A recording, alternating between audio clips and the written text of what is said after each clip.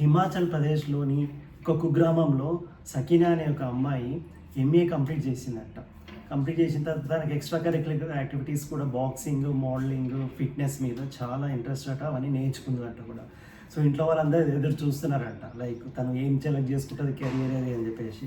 కానీ తను ఒక డిఫరెంట్ బిజినెస్లోకి వెళ్ళిందంట. యూట్యూబ్లో కొన్ని చూస్తుండగా వీడియోలు డైరీ ఫామ్ మీద చాలా ఇంట్రెస్ట్ కలిగిందంట.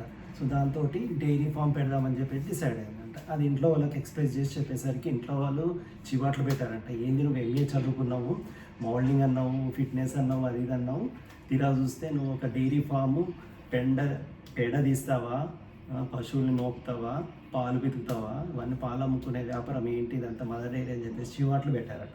కానీ అంతటితో తను ఆగలేదట. తన దృఢ సంకల్పం మాత్రం దానిపైనే ఉందంట.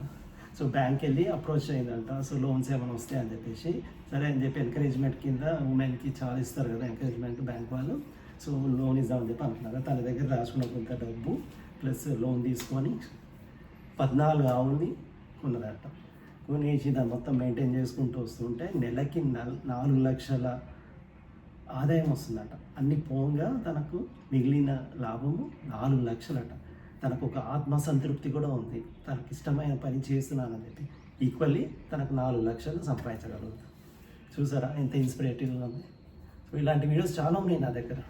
ఆల్రెడీ నేను పోస్ట్ చేశాను. జీవన పయనంలో 11 ఎపిసోడ్స్ రిలీజ్ అయినాయి. అవి చూడకపోతే చూడండి. ఇంకా కమింగ్ అప్లో చాలా ఉన్నాయి నా దగ్గర వీడియోస్. చేస్తూనే ఉన్నాను, ఇంకా ఫ్యూచర్లో కూడా చేస్తూ ఉంటాను. సో మీరు చూడకపోతే చూడండి, సబ్స్క్రైబ్ చేసుకోకపోతే చేసుకోండి. ఎందుకంటే అవన్నీ వీడియోస్ రావాలంటే మీరు సబ్స్క్రైబ్ చేసుకోవాల్సి ఉంటుంది. Right, take care. మరి good luck to her, Sakina. Bye.